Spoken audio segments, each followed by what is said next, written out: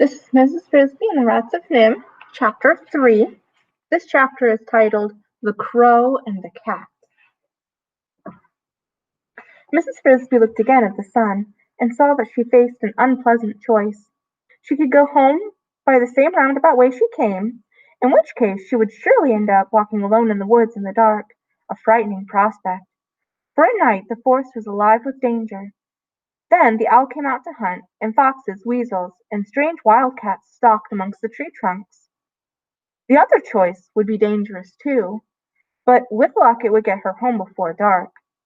That would be to take the straighter route, across the farmyard between the barn and the chicken house, going not too close to the house, but cutting the distance and home by half. The cat would be there somewhere, but by daylight, and by staying in the open, away from the shrubs, she could probably spot him before he saw her. The cat. He was called Dragon. Farmer Fitzgibbon's wife had given him the name as a joke when he was a small kitten pretending to be fierce. But when he grew up, the name turned out to be an apt one. He was enormous, with a huge broad head and a large mouth full of carved fangs, needle sharp. He had 7 claws on each foot and a thick furry tail which lashed angrily from side to side. In color he was orange and white, with glaring yellow eyes. When he leaped to kill, he gave a high, strangled scream that froze his victims where they stood. But Mrs. Frisby preferred not to think about that. Instead, she came out of the woods from Mr. H.'s house and reached the farmyard fence. She thought about Timothy.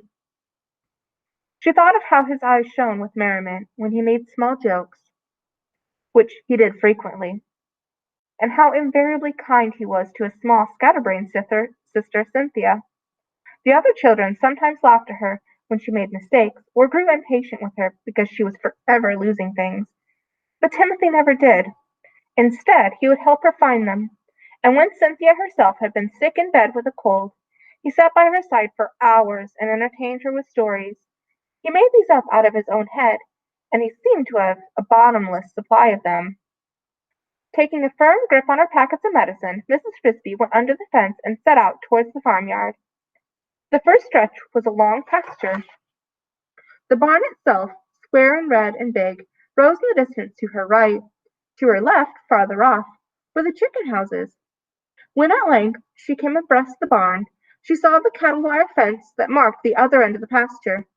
As she approached it, she was startled by a sudden burst of noise. She thought at first it was a hen, strayed from the chicken yard, and perhaps caught by a fox. She looked down the fence and saw that it was no hen at all, but a young crow, flapping in the grass, acting most odd. As she watched, he fluttered to the top of the wire of the fence, where he perched nervously for a moment, then spread his wings, flapped hard, and took off. But after flying about 4 feet, he stopped with a snap and crashed back to the ground again, shedding a flurry of black feathers and squawking loudly. He was tied to the fence. A piece of something silvery, it looked maybe like wire, was tangled around one of his legs. The other end, it was caught by the fence. Mrs. Frisby walked closer. Then she could see it was not wire at all, but a length of silver-colored string, probably left over from a Christmas package. The crow was sitting on the fence, pecking ineffectively at the string with his bill, cawing softly to himself, a miserable sound. After a moment he spread his wings, and she could see that he was going to try to fly again. "Wait," said Mrs. Frisby. The crow looked down and saw her in the grass. "Why should I wait? Can't you see I am caught? I've got to get loose." "But if you make so much noise again, the cat is sure to hear, if he hasn't heard already." "Well, you'd make noise too if you were tied to a fence with a piece of string, with night coming on." "I would not," said Mrs. Frisby. "If I had any sense, and I knew the cat was near by. Who tied you?" She was trying to calm the crow, who was obviously terrified. He looked embarrassed and stared at his feet. "I picked up the string, and it got tangled with my foot. I sat on the fence to try to get it off, and it caught on the fence." "But why did you pick up the string?" The crow, who was very young indeed, in fact only a year old, said wearily, "Because it was shiny." "You knew better."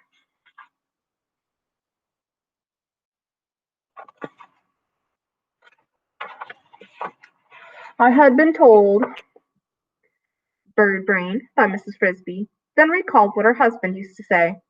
The size of the brain is no measure for its capacity. As well she might recall it, for the crow's head was double the size of her own. Sit quietly, she said. Look towards the house and see if you can see the cat.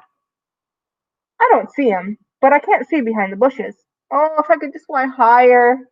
Don't, said Mrs. Frisby. She looked at the sun. It was setting behind the trees.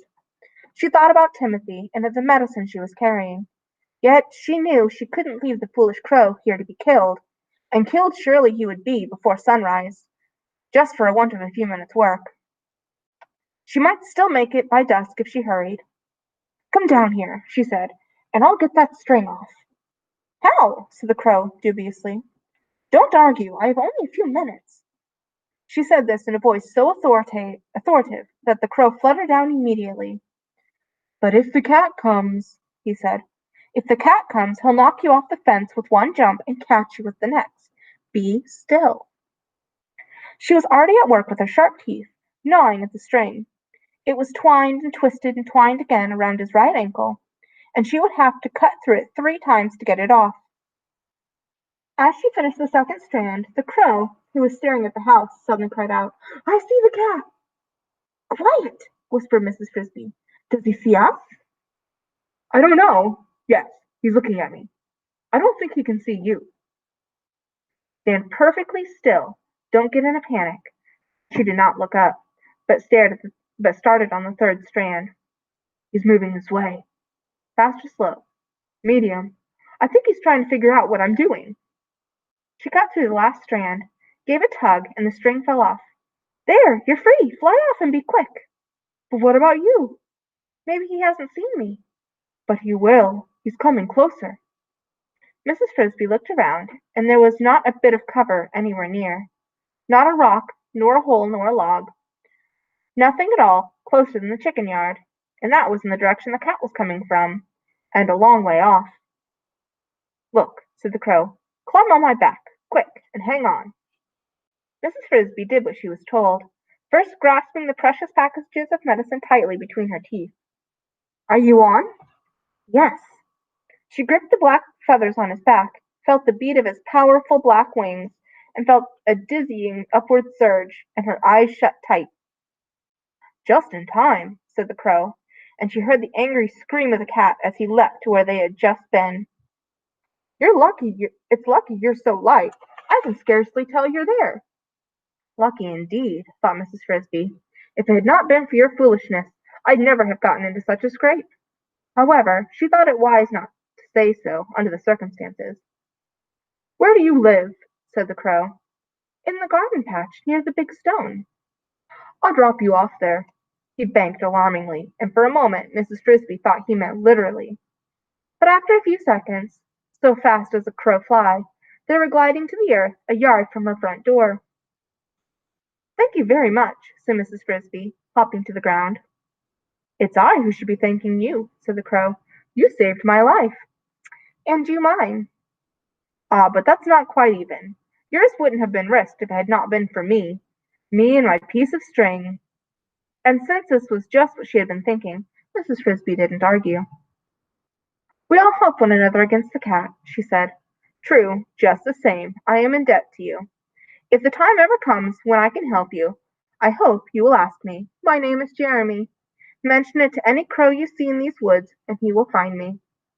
Thank you, said Mrs. Frisby. I will remember. Jeremy flew away into the woods, and she entered her house, taking the 3 doses of medicine with her.